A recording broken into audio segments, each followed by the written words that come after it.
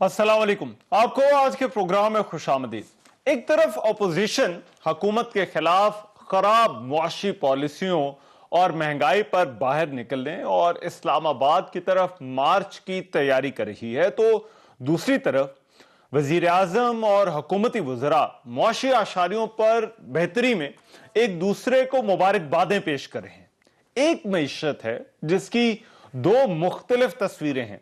आज वज़ीर आज़म इमरान खान ने 5.37% GDP ग्रोथ हासिल करने पर मुबारकबाद देते हुए कहा कि हमारी हुकूमत की इक़्तिसादी इस्लाहात की कामयाबी को आलमी सतह पर तस्लीम किया गया है। उन्होंने बैनुल अक़वामी जरीदों ब्लूमबर्ग और इकोनॉमिस्ट का हवाला देते हुए कहा कि पाकिस्तान की कामयाबियों को इन इदारों ने भी तस्लीम किया है। आज असेंबली के इजलास में भी हुकूमती वज़रा हुकूमत की मुआशी पॉलिसियों का दिफा करते रहे। वज़ीर ख़ारजा शाह महमूद कुरैशी ने कहा कि 5% ग्रोथ की बात आती है तो अपोजिशन को सांप सूंघ जाता है कि कोरोना के बावजूद मईशत जो है वो जिस तरह से तरक्की कर रही है। लेकिन उन्होंने ये भी कहा कि हमारा चैलेंज अपोजिशन नहीं महंगाई है। वफाकी वजीर हमाद अजहर ने कहा कि अपोजिशन में बात सुनने का हौसला नहीं है, जबकि वज़ीर शेख रशीद ने आज सेनेट में कहा कि मौलाना फजल रहमान अकेले इस्लामाबाद ना आए, बिलावल को भी साथ लेकर आए।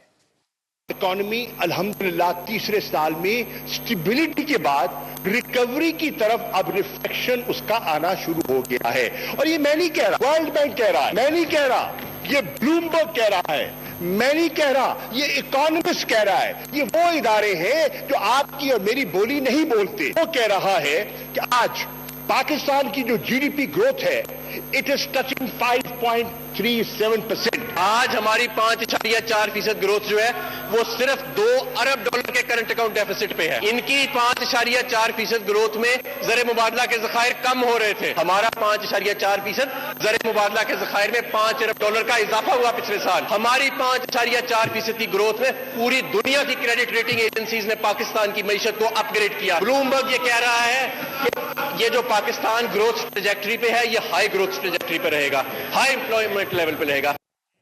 दूसरी तरफ मुस्लिम लीग नून के रहनुमा एहसन इकबाल का ऐवान में कहना था कि हुकूमत ने मईशत बर्बाद कर दी, टीवी पर मनाजरा कर ले, मुल्क को दिवालिया किया, फिर 5.4% ग्रोथ जाहिर की। पता नहीं पाकिस्तान में सदारती निजाम की बहस कौन छेड़ जाता है।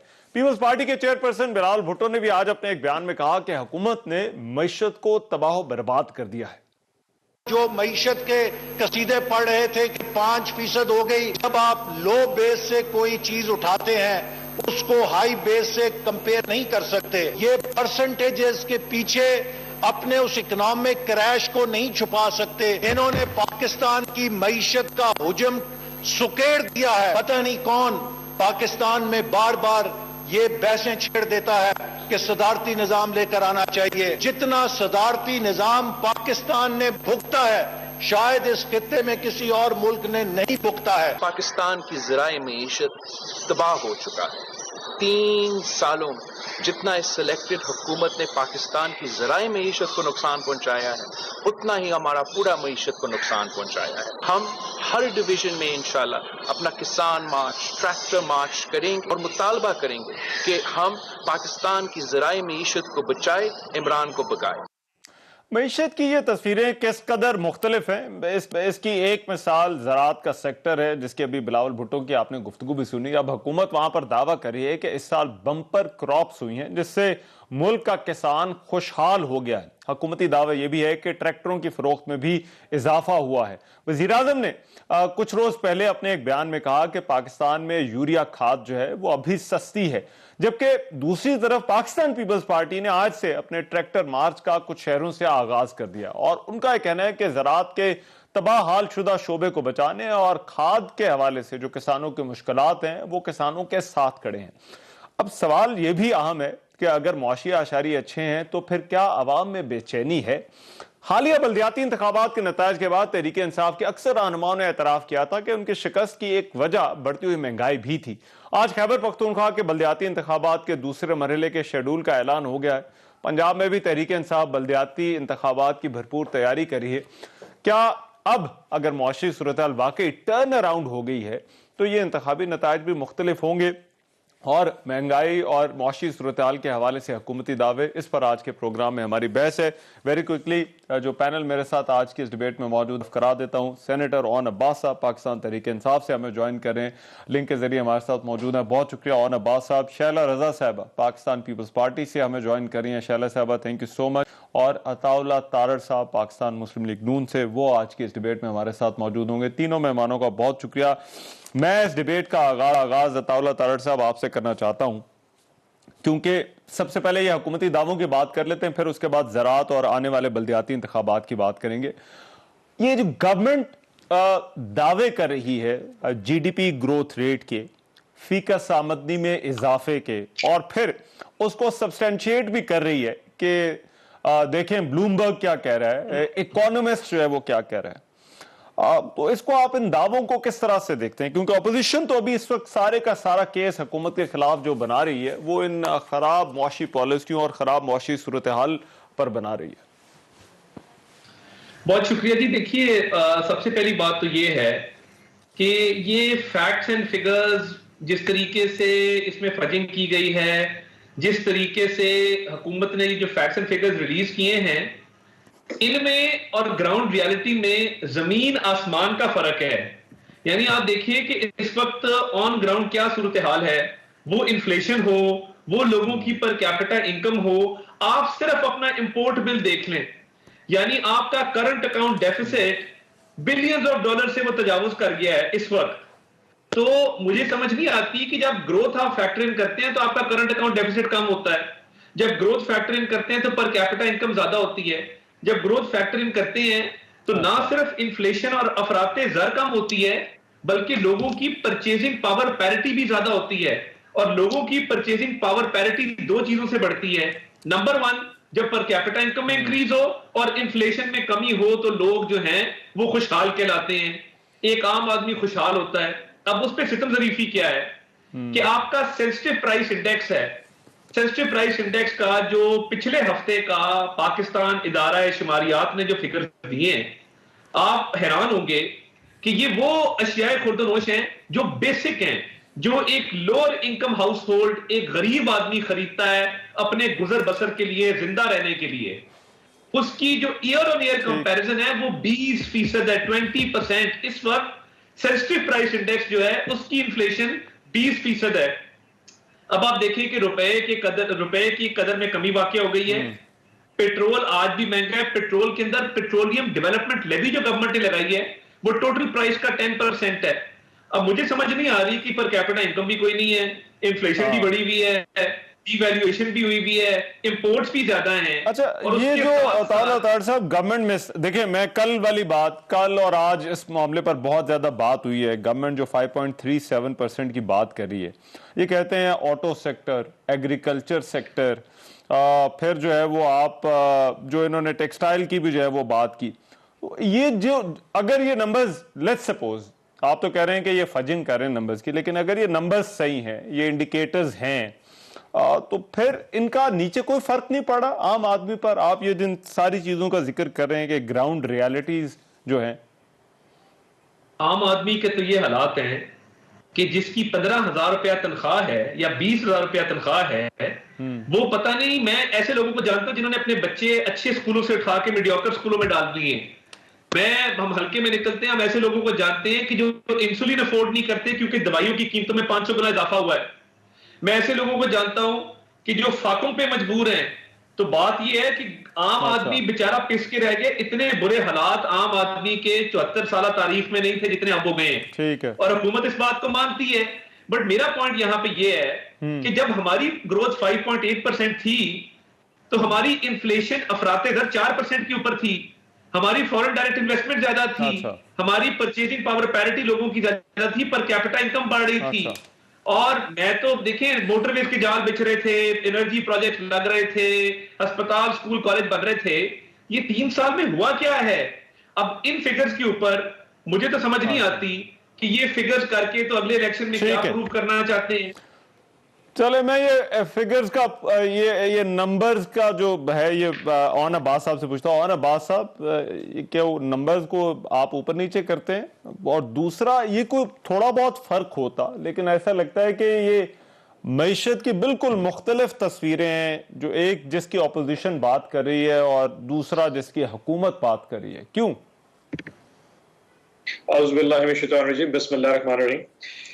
थोड़ा सा ना इसको हिस्टोरिकल पैटर्न में देखते हैं। पहली तो बात ये कि जो फिगर्स आई हैं बड़ी जबरदस्त इसलिए भी है, हमने कहा था 2021 के जून को कि हमारा जो जीडीपी ग्रोथ है वो 3.94% है।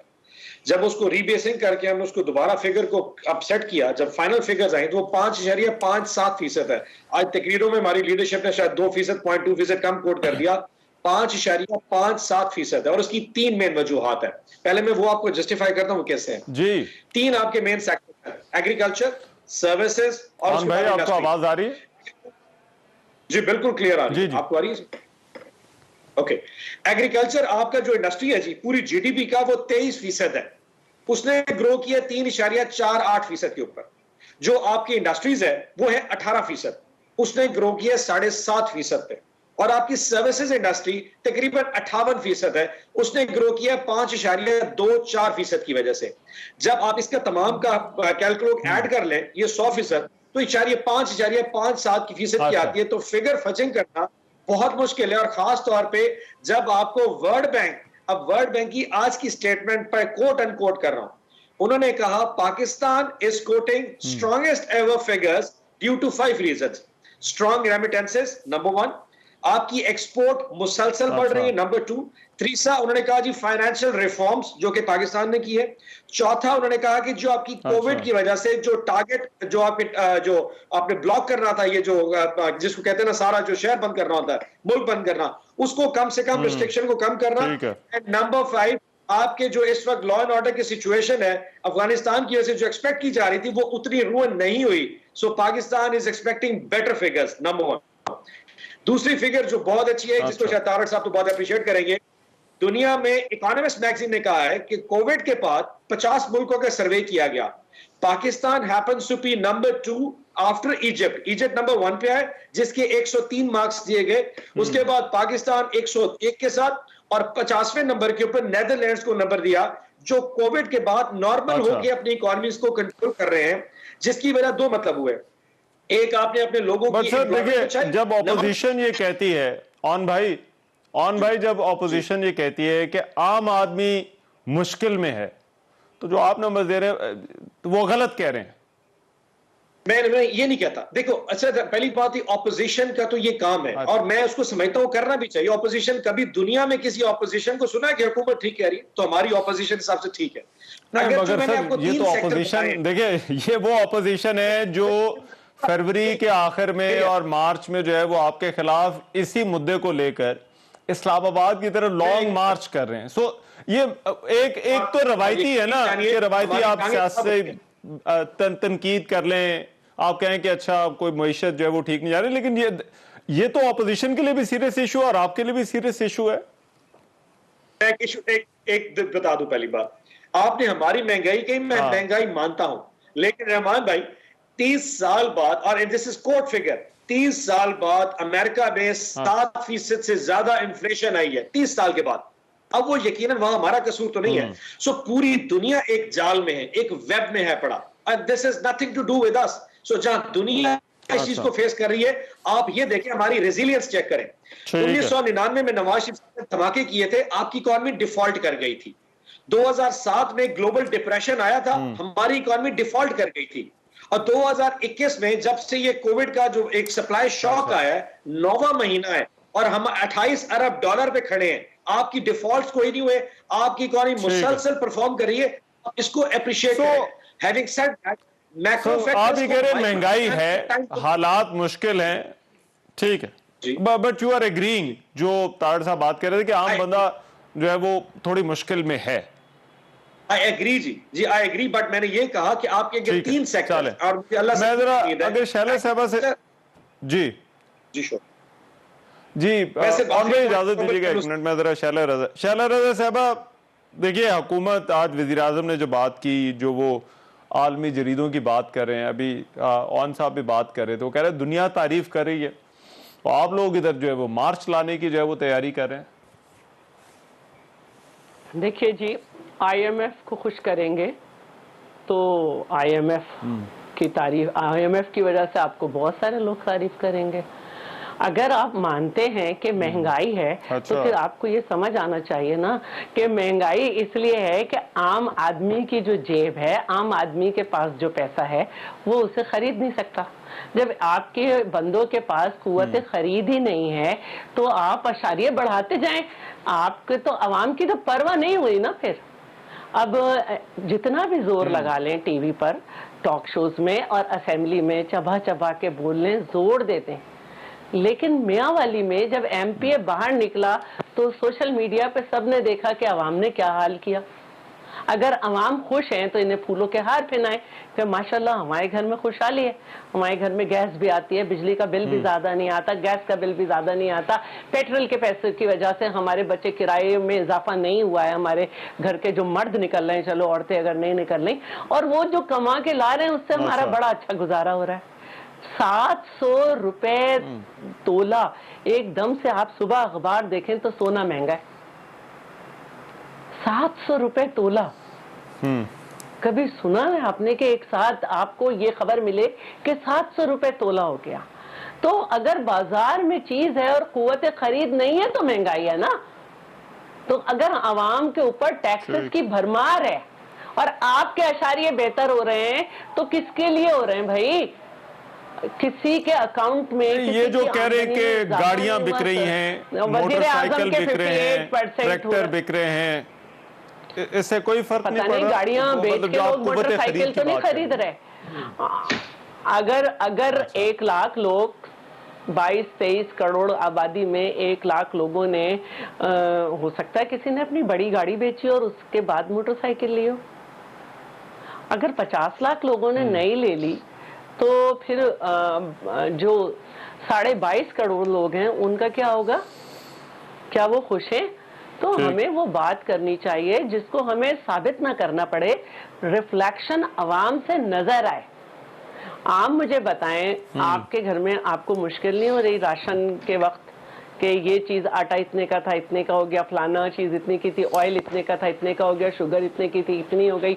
ये मशवरा तो मैं भी दे सकती हूँ कि चीनी नहीं खाओ, मैं भी नहीं खाती, लेकिन मुझे ये बताएं कोई चीज सस्ती हुई है? अवाम पे कोई रिफ्लेक्शन नजर आ रहा है? अगर अवाम पे रिफ्लेक्शन आ रहा है तो माशी अशारिया जिंदाबाद। अगर अवाम को निचोड़ के उनकी कमर जमीन से लगा के उनको सर उठाने की भी ताकत नहीं है और दुनिया को आप लेजिस्लेशन से हर चीज करके आप जो है वो चंद लोगों को मजबूत कर रहे हो कि 58% वजीर आजम में इजाफा हो गया और वजीर आजम के अकाउंट में इजाफा हो गया और सब दूसरी चीजें आपके अखराजात जो है ऑस्टेरिटी उसमें नहीं आई, तो फिर बहुत अच्छी बात है, मेरी बहुत अच्छी है। आम आवाम अच्छा, मुझे अब ये बड़ा इंटरेस्टिंग है, मैं तारड़ साहब, आप जब तक इलेक्शन कराएं और इलेक्टेड के बजाय सेलेक्टेड बिठाते रहे, वो आवाम को जवाबदेह नहीं होगा। उसके लोग इसी तरह जोर लगाएंगे असेंबली में, उसी तरह जोर लगाएंगे टीवी पे। बाकी तो चलें, ये आवाम वाला मैं पॉइंट इसका मैं जवाब लेता हूँ आन अब्बास साहब से। लेकिन तारड़ साहब ये देखिए, अब वो महंगाई वाली बात उन्होंने आन अब्बास साहब ने कहा मुश्किलात हैं, लेकिन क्या महंगाई को और इन मुआशी आशारियों को अलग अलग करके जो है वो देखा जा सकता है? क्योंकि क्या कहीं ऐसा तो नहीं कि ऑपोजिशन ने बस एक ही पैमाना जो है वो बना लिया है हुकूमत की मुआशी कारकर्दगी को जांचने का, और वो इन्फ्लेशन है, जिसका उनका कहना है कि ये पूरी दुनिया का मसला है और सिर्फ हमारा मसला नहीं। अच्छा, अगर आपकी इजाजत हो सर, एक ब्रेक का कहा जा रहा है। तारड़ साहब जी, ब्रेक के बाद इसी सवाल का जवाब दीजिएगा।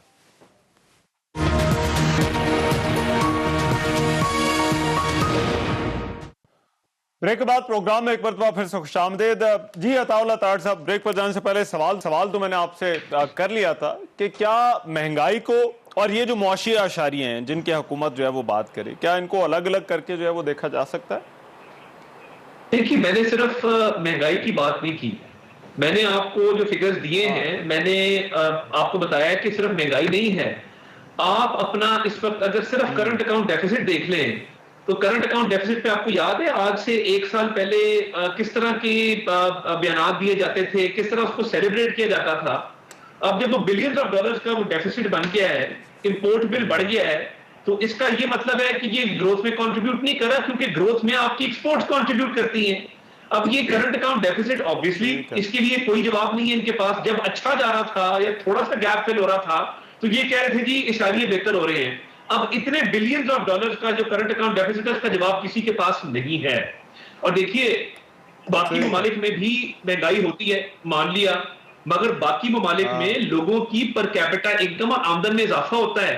बाकी ममालिक की जो करेंसी है वो इतनी वीक नहीं होती कि डॉलर के मुकाबले में लोग कहें कि ये 200 पे चली जाएगी और डॉलर 200 पे चला जाएगा, तो ये ऐसा कतन नहीं होता। उनकी करेंसी स्ट्रांग होती है। सर ये किसान के साथ क्या हो रहा है? क्योंकि देखिए ये एक ऐसा इशू है, पीपल्स पार्टी ने आज वो उस पर मार्च भी शुरू कर दिया है, उन्होंने 2 शहरों में किया है। ऑपोजिशन लीडर भी इस पर बड़ी बात कर चुके हैं। ये जो यूरिया वाला मसला जब बना हुआ है तो ये किसान खुशहाल हुआ है कि नहीं? क्योंकि गवर्नमेंट तो दावे कर रही है कि बम्पर क्रॉप्स हो रही हैं, किसानों को बड़ा फायदा हो रहा है, ट्रैक्टर बिक रहे। देखिए मैं तो अभी खानेवाल का इलेक्शन लड़के आया हूं। ऑनबाज बपी साहब का भी ताल्लुक जनूबी पंजाब से है। आप यकीन मानिए यूरिया की वजह से किसान इतना बदहाल है, लाइनों में लग के तजलील करवा के ब्लैक में यूरिया लेना पड़ता है। यानी मुझे बताएं कि सितंबर में जब इसकी अशद जरूरत थी तो तब यूरिया क्या गवर्नमेंट की ये जिम्मेदारी नहीं थी? अच्छा, आज एक गवर्नमेंट की मीटिंग हुई पंजाब असेंबली में और सेक्रेटरी एग्रीकल्चर को पूछा गया कि आप ये फरमाइए कि एक तो डीएपी ब्लैक होती रही और डीएपी की बोरी जो हमारे जमाने में 3500 की थी 10,500 पे बिकती रही है ब्लैक में। चले कोई बात नहीं, यूरिया जो इस वक्त ब्लैक हो रहा है और डबल कीमत पे बिक रहा है, तो इसका क्या हल है? अब पंजाब का सेक्रेटरी एग्रीकल्चर कह रहा है कि जी हमने बाहर से यूरिया मंगवाया है, फरवरी के एंड तक यूरिया आ जाएगा। तो किसी ने उसको पूछा कमेटी में कि अगर बाहर से यूरिया आ जाएगा जो हमारी लोकल फैक्ट्रीज प्रोड्यूस करती हैं, हमने लोकली यूरिया क्यों प्रोड्यूस नहीं किया? उसने कहा सर इसका जवाब बड़ा सिंपल है, हमारे पास एलएनजी नहीं थी, हम फैक्ट्रीज को एलएनजी नहीं दे सके यूरिया प्रोड्यूस करने के लिए। अब जिस मुल्क में खाद बनाने के लिए एलएनजी नहीं है, जिस मुल्क में किसान लाइनों में लग के डबल कीमत पे ब्लैक में यूरिया खरीद रहा है, आप उसे बता रहे हैं कि यहाँ पे ग्रोथ 5.7% है, 5.3% है। अच्छा सर ये किसान वाला मामला सिर्फ मिसमैनेजमेंट है, ये बैड गवर्नेंस है और ये हल हो सकता था। अभी भी जो शॉर्टेज है मार्केट में, माफियाज परवान चढ़े हुए हैं और माफियाज मैं आपको बताऊं ये सारे माफियाज इनका कहीं ना कहीं किसी ना किसी हुकूमती शख्सियत से लिंक है। वो खास साहब को इतनी डिटेल शायद उनको नजर नहीं आती है, उनको कोई बताता नहीं है, मगर ये जो माफियाज जेबें भर रहे हैं, आटा स्कैंडल आया हम चुप कर गए, चीनी स्कैंडल आया हम चुप कर गए, एलएनजी का स्कैंडल आया हम चुप कर गए, अद्वियात का स्कैंडल आया हम चुप कर गए, लोगों को एक्सोनरेट कर दिया। नदीम बाबर कहां पे है आज? कहां पे है वो लोग जो काबीना में बैठे थे जिन्होंने अरबों रुपए कमाए हैं? ये सिर्फ बैड गवर्नेंस और करप्शन है। मैं जरा वैसे तो क्योंकि बहुत सारे पैमाने मईशत को जांचने के होते हैं, लेकिन ऑन अब्बास साहब ये ज़रात एक पैमाना बना लेते हैं, इस पे भी उसी तरह से मुझे पता है कि इस पर आप इस इशू को समझते भी हैं बड़ी अच्छी तरह से, लेकिन ये भी बड़ा इसमें कंट्रास्ट देखने को मिल रहा है, बड़े मुतजाद बयान आते हैं। हुकूमत कहती है कि सस्ती खाद भी मिल रही है, किसान जो है वो खुशहाल भी हो रहा है, बम्पर क्रॉप्स भी हो रही हैं। तारड़ साहब जो है वो बिल्कुल मुख्तलिफ जो है वो बात कर रहे हैं। तो सर ये क्या मामला क्या है? अगर तरक्की हो रही है तो फिर ये जो बात कर रहे हैं कि किसान परेशान है, वो क्यों? रहमान भाई मैं अपनी पूरी डिस्कशन को अब ज़रात पे ही रखूंगा, सो इसको पॉलिटिकल एंगल से मत देखिएगा। ठीक है। पिछले जो साल की हमारी जो एग्रीकल्चर ज़रात की जो ग्रोथ रही है वो 1.2% से लेके 1.5% तक रही है। यानी कि हमने कहा ना हमारा एग्रीकल्चर रेवोल्यूशन आई, तो हम फिर भी 1.5% से ज्यादा ग्रोथ एग्रीकल्चर में जीडीपी की दिखा नहीं सके। अपार्ट फ्रॉम दैट कि वो 24% हमारा जीडीपी का 24% था। इस साल हमने कहा हमारी प्रेडिक्शन ये है 3.5% पे ग्रो कर रही है। और वजह क्या है?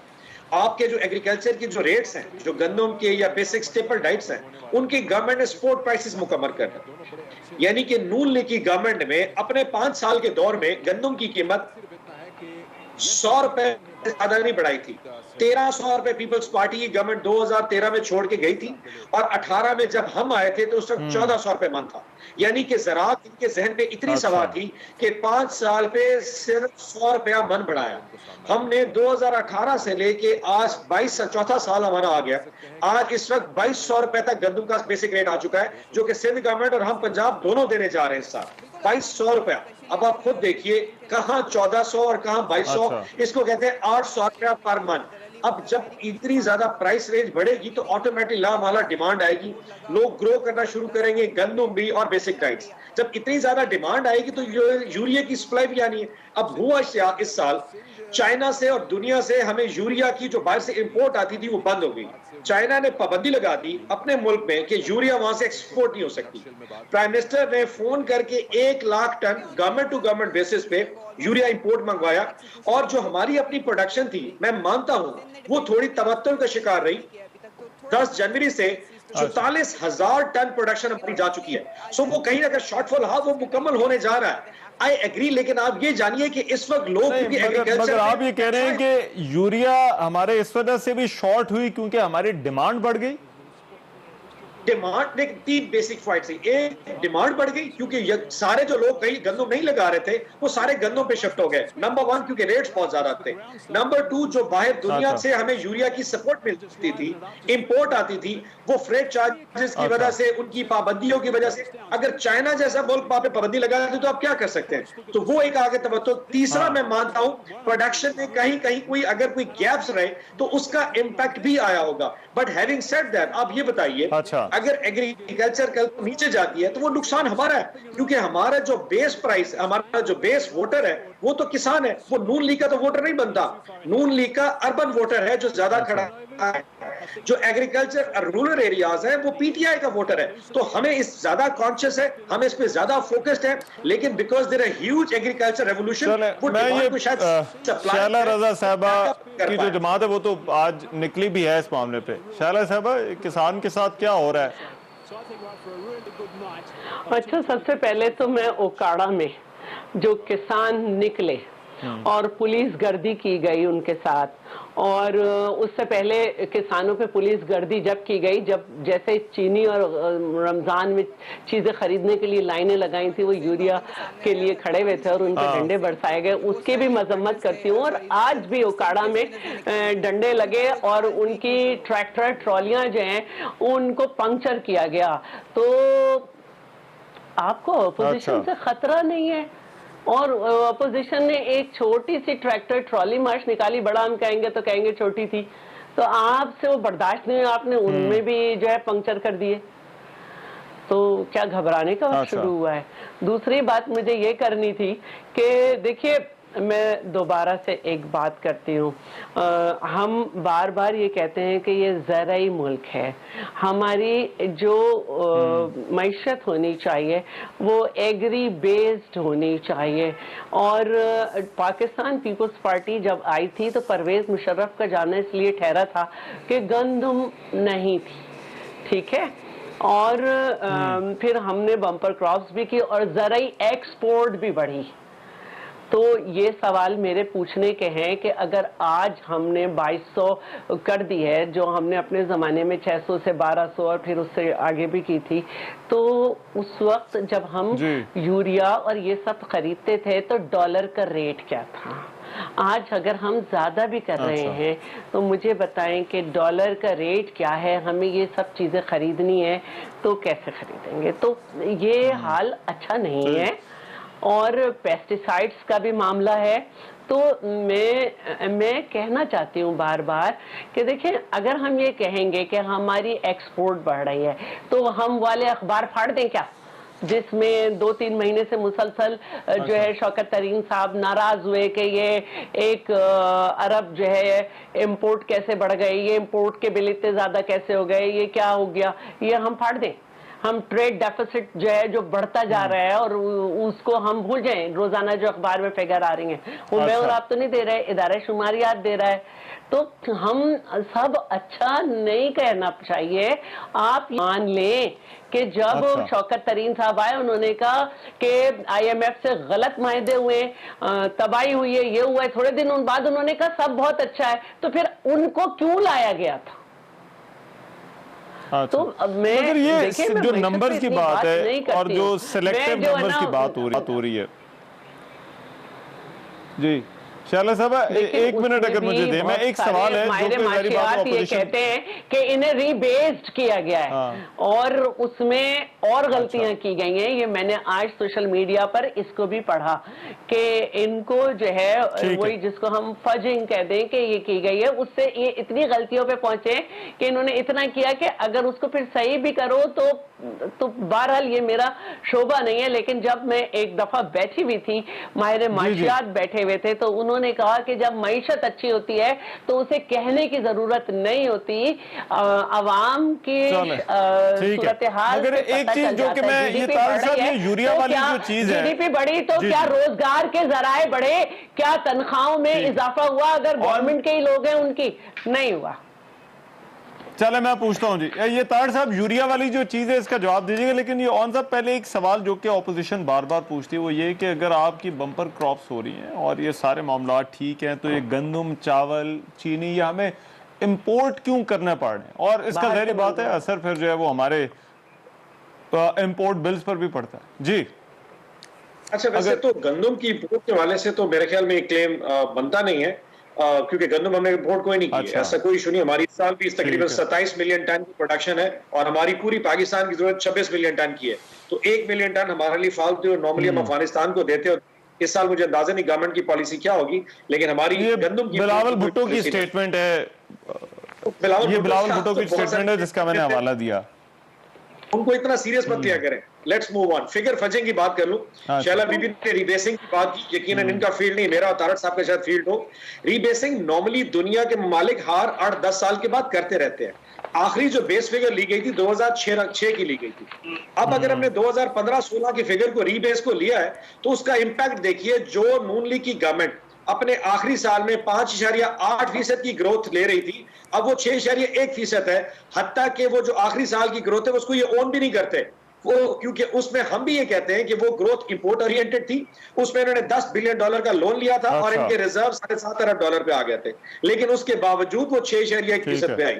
और जो हमारा पिछले साल जो कोविड का 2019 का 0.47 माइनस में आया था, वो रीबेसिंग के बाद -1% हो गया है। सो ये फिगर फजिंग नहीं हो सकती जिसमें, क्योंकि हमारे नंबर्स अपने भी कमजोर हो गए और दुनिया ने, मैं तो आपको वर्ल्ड बैंक की रिपोर्ट बताई, मैंने तो अभी ब्लूमबर्ग का हवाला कोई नहीं दिया। दुनिया जो गोरे, जिसको मेरे दोनों ऑनरेबल कुली की पार्टीज बहुत ज्यादा इज्जत देते हैं, वो अप्रिशिएट कर रहे हैं। कोई मेरे नंबर्स तो है कोई नहीं, तो फिगर फजिंग का इशू नहीं। चले मैं सर एक ब्रेक पर जाना है ऑन भाई, एक ब्रेक पर मैं जा रहा हूँ, वापस आता हूँ तो फिर ये जो अगर एक बात में रहमान ब्रेक के बाद कर लीजिए। रहमान साहब आने एक जुमला मुझे कहना है बस। बिलावल साहब को संजीदा ना ले, लेकिन उनकी ट्रैक्टर ट्रॉली रैली को जो है ना, उसमें ट्रैक्टर ट्रॉली को पंक्चर करते। यकीन करें जी, टांगे कांप रही हैं। ये ब्रेक के बाद आते हैं।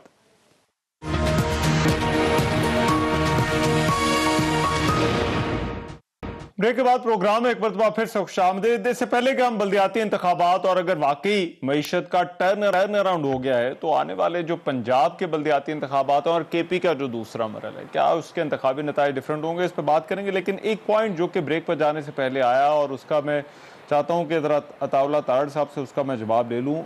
ये ऑन अब्बास साहब ने बात की थी, अताउल्लाह तारड़ साहब, उन्होंने कहा यूरिया वाला जो इशू है उस पर 2 इशूज़ हैं। एक तो उन्होंने कहा डिमांड बढ़ गई है, हमने ज़ाहिर बात है सपोर्ट प्राइसेस जो हैं वो इतनी ऊपर ले गए हैं, और दूसरा चाइना ने जो है वो उसकी एक्सपोर्ट, क्योंकि जहाँ से आती थी पहले हम जहाँ से जो है वो इंपोर्ट करते थे, तो वो इंपोर्ट जो है वो उस पर पाबंदी लग गई, जिसकी वजह से ये यूरिया वाला इशू है। वरना उनका कहना है कि कोई इतना कोई इशू नहीं है।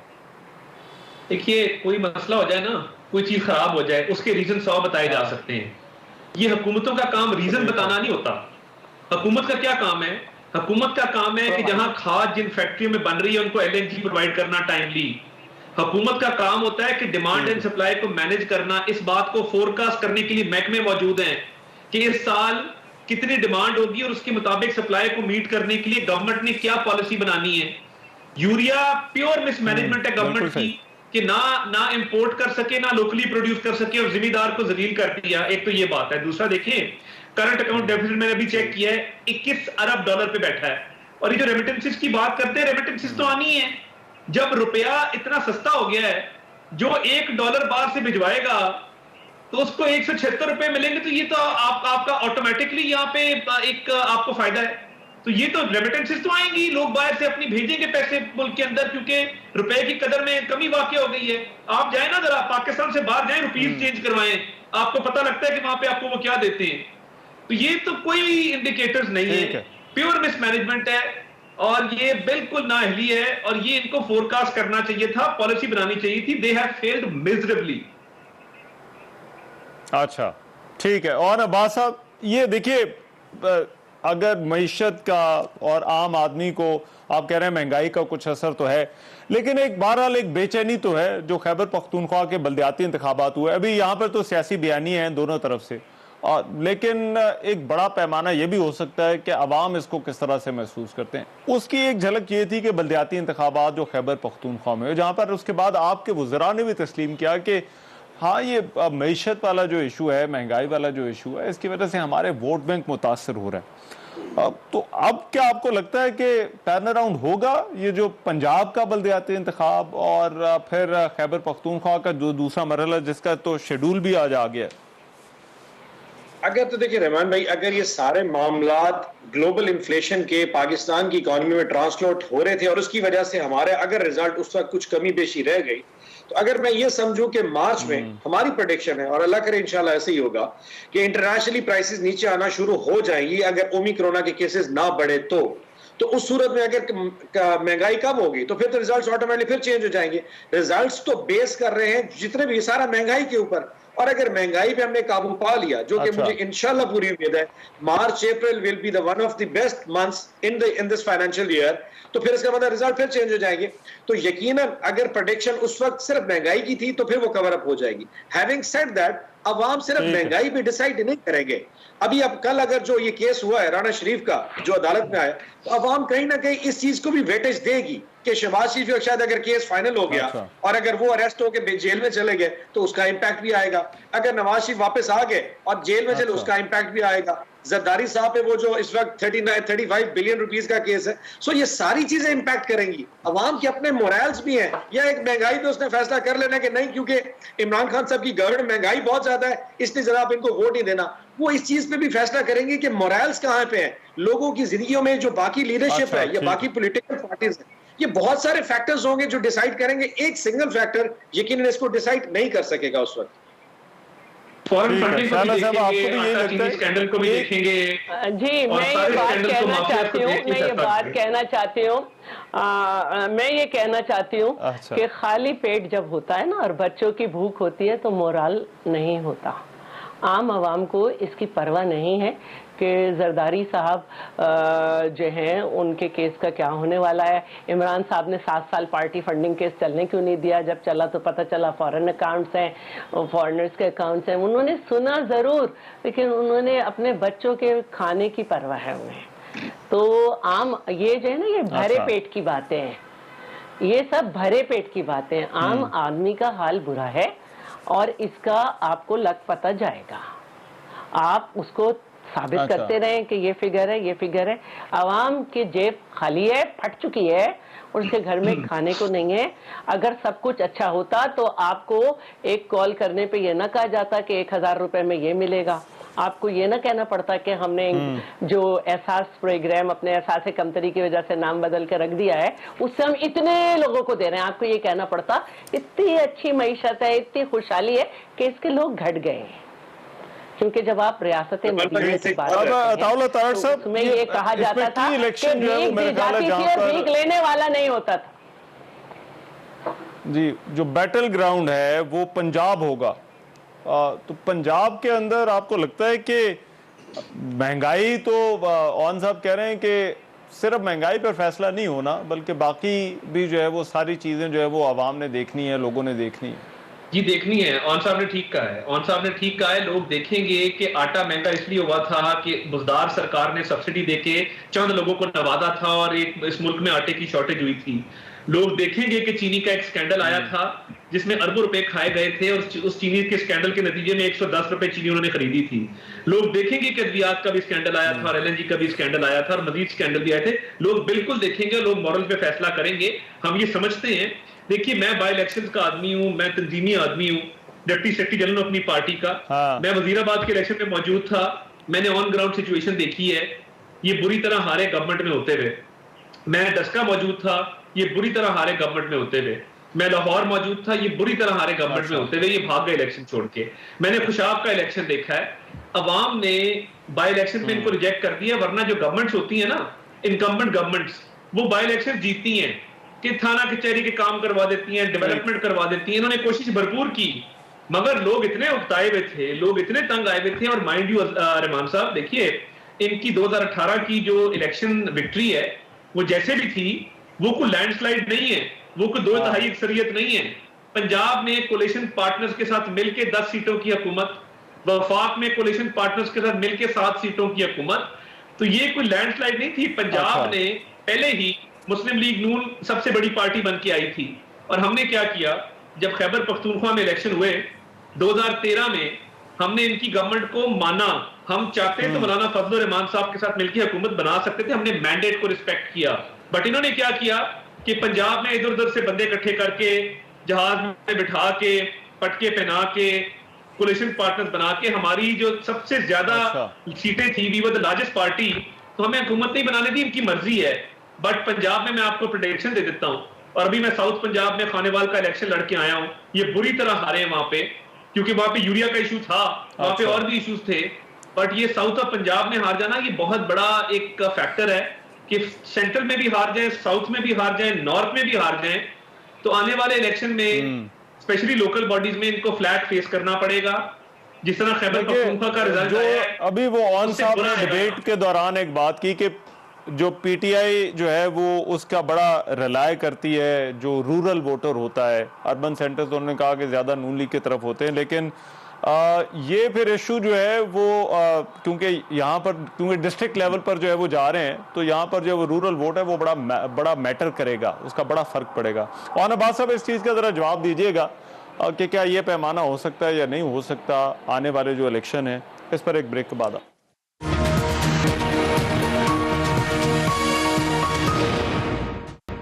ब्रेक के बाद प्रोग्राम में एक मरतबा फिर से खुशामदीद। मईशत पर हुकूमती दावे, क्या ये दावे दुरुस्त हैं? ऑपोजिशन के इल्जामात, उनमें हकीकत क्या है? और फिर जो है ये जो बात आने वाले बल्दियाती इंतखाबात है, ये क्यों इस सारी सूरत हाल में जो अहम हो जाते हैं? अगर वाकई मईशत का टर्न अराउंड है तो फिर क्या इंतखाबात के नताइज मुख्तलिफ होंगे? इस बहस को समेटते हैं। और अब्बास साहब, ये जो ताड़ साहब बात कर रहे हैं कि अगर वाकई हालात, उनका कहना था कि हालात अगर इतने अच्छे होते तो फिर ये बल्दियाती इंतखाबात और इससे पहले ज़िमनी इंतखाबात की ये क्या कहानी क्या है? देखिए रहमान भाई, तारड़ साहब की एक बात से एग्री करूंगा, बट उस पर थोड़ा सा फिर एक फैक्टर भी देखते थे कि कोई भी गवर्नमेंट आखिरी जब 3.5-4 साल गुजार लेती है, उसका इनकम्बेंसी जो फैक्टर होता है उसका एक बर्डन होता है। ये नॉर्मल है। आप अगर 100 लोगों से वोट लेके आए हैं तो उसमें से 2, 4, 10, 20, 50 नाराज होंगे। ये हो नहीं सकता कि आप 100 को राजी कर लें, और उसका फिर एक ऑटोमेटिकली रिबटल आता होता है। ये आप देख लीजिए कि 2012 में पीपल्स पार्टी के साथ भी हुआ था, 2017-18 में नून लीग के साथ भी हुआ था। देखिए, मगर उनका तो आर्गुमेंट ये था कि हुकूमत में होने का फायदा होता है। आप ये कह रहे हैं कि हुकूमत में होने का नुकसान होता है। ये तारड़ साहब का वो जो एक माइंड सेट है ना नून लीग का, कि जी को थाना भी, एसएचओ भी अपना, डीएसपी भी अपना, हर चीज अपनी। हमारा तो डस्के से हमने सीखा है। अच्छा, मेरा पॉइंट सिर्फ समझने की कोशिश कीजिए कि ये जो इनकम्बेंसी फैक्टर है उसका अपनी जगह मौजूद है। बट हैविंग सेड दैट, अगर अवाम ने सारा कुछ ऐसे फैसला करना होता तो गिलगित और जो हमने एजेके का इलेक्शन जीता उसका फिर इससे क्या ताल्लुक था? वहां तो पीपल्स पार्टी की और नून लीग की गवर्नमेंट मौजूद थी, तो उसके बाई इलेक्शन के रिजल्ट क्यों नहीं मौजूद है? सो बाई इलेक्शन और बल्दियात का अपना एक माइंड सेट होता है। जब जनरल इलेक्शन की फजा बनेगी उसके अपने मुहर्रकात होते हैं, उसका कंपैरिजन किसी तौर पे भी नहीं हो सकता।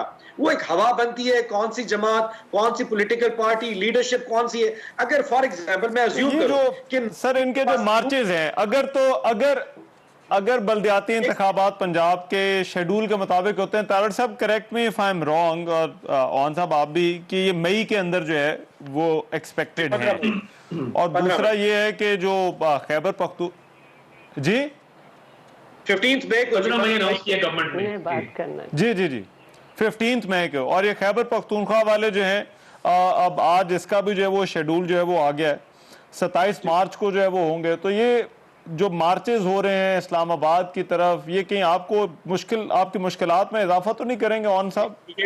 ये तो इनकी पिकनिक हॉलीडेज है जी, क्योंकि सर्दियों का मौसम इस्लामाबाद में फरवरी मार्च बहुत हसीन होता है जी, तो पीपल्स पार्टी वालों को भी घूमने फिरने का मौका मिलेगा। अगर इतने ज्यादा सीरियस होते तो दोनों अलाइन करके आ जाते।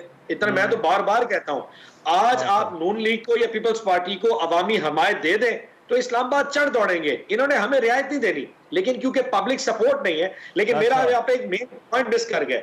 अगर मैं अज्यूम करूं कि नून लीग अगर जनरल इलेक्शन में चली जाए और नून लीग के पास प्राइम मिनिस्टर के लिए कैंडिडेट ही ना हो, मरियम बीबी को कैंडिडेट शहबाज शरीफ नहीं मान रहा और शहबाज शरीफ को मरियम बीबी नहीं मांग रही, और पूरी नून लीग स्प्लिट में चली गई, तो फिर ये सारे बहाने कहानियां महंगाई की चली जाएंगी।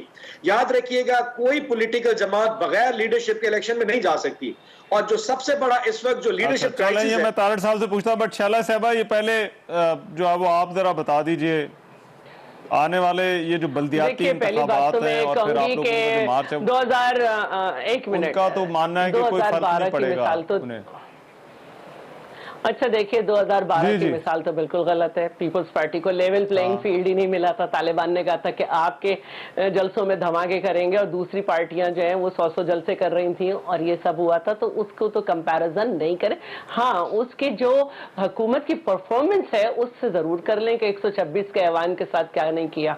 दूसरी बात जो है वो ये है कि देखिए, अगर इंसान ने सियासत इस तरह करनी है कि यूं होगा तो यूं हो जाएगा, यूं होता तो यूं होता, यूं नहीं हुआ तो यूं होगा और यूं होगा, तो ये सियासत नहीं होती, जमीन पे रह के बात की जाती है। जो नफ्सियात की बात की उन्होंने अवाम की, तो अवामी नफ्सियात ये होती है कि ये जो ज़िमनी इलेक्शन होते हैं ये हमेशा हुकूमतें जीतती हैं। हाँ, ठीक है, और लोकल गवर्नमेंट भी मोस्टली हुकूमतें जीती हैं। और ये जो इन्होंने कश्मीर की और गिलगित बाल्टिस्तान की बात की, तो भाई मैं तो 18 साल की उम्र से ग्राउंड पे खड़ी हूँ, ग्राउंड वर्कर हूँ और अभी भी वर्कर ही हूँ। तो कश्मीर और गिलगित बाल्टिस्तान में हमेशा फेडरल की जो पार्टी होती है हुकूमत में वो बनाती है, लेकिन ये वाहिद पार्टी है जो गिलगित बाल्टिस्तान में सादा अक्सरियत नहीं ले सकी। इसने सारे जो थे फाइनल कमेंट और कश्मीर में आखिरी बात कर रही हूँ प्लीज तारड़ साहब से भी, कश्मीर में भी जो पैसे बटे, और अगर ये कहते हैं कि नवाज शरीफ नहीं आए तो यूं नहीं होगा और बिलावल यूं, और अगर इमरान साहब की भी माशाल्लाह अच्छी उम्र है, एक हार्ट अटैक हो गया और ये वो चले गए दुनिया से खुदा ना खास्ता, तो इनके पास भी लीडर नहीं होगा। अच्छा, अल्लाह ताला खैर करे जी। ये तो जो है वो अल्लाह ताला सबकी खैर करे ना, ये तो किसी को भी नहीं पता, आगे गीत तो कुछ नहीं होता है। साहब, अल्लाह ने इतनी मैच्योरिटी दी उम्र में, इतनी बड़ी। तारड़ साहब, योर फाइनल कमेंट जी। मैं वो बात कर रही हूँ जो आपकी बात का जवाब बनता है। मैच्योरिटी मुझे जितनी है मुझे पता है। आने वाले दिनों में मुश्किलात बहुत ज्यादा हैं। एक तो फॉरेन फंडिंग का इनको कोई जवाब इनके पास नहीं है। मईशत की बहुत बुरी हालत है। और अभी मैं एक कमेंट पढ़ा था किसी का, उसने कहा कि 5.3 जो ग्रोथ है, बेस लाइन जितनी मर्जी नीचे ले जाएं, शुक्र है इन्होंने 5.3 किया, वरना बेस मजीद नीचे करके 10.3 भी कर सकते थे। मगर ये 10 कर लें, 20 कर लें, 30 कर लें, एक आम आदमी, एक किसान, एक तनख्वाहदार, एक दुकानदार, उसकी जिंदगी में कोई बेहतरी नहीं आई और उसकी जिंदगी में बेहतरी आएगी भी नहीं जो इन्होंने। ठीक है, चलें, ठीक है, बहुत शुक्रिया अताउल्लाह तारड़ साहब और नवाब शैला रजा साहब हमारे साथ आज के प्रोग्राम में मौजूद है। आज की डिबेट से इतना इजाजत दीजिए, अल्लाह ने के बाद।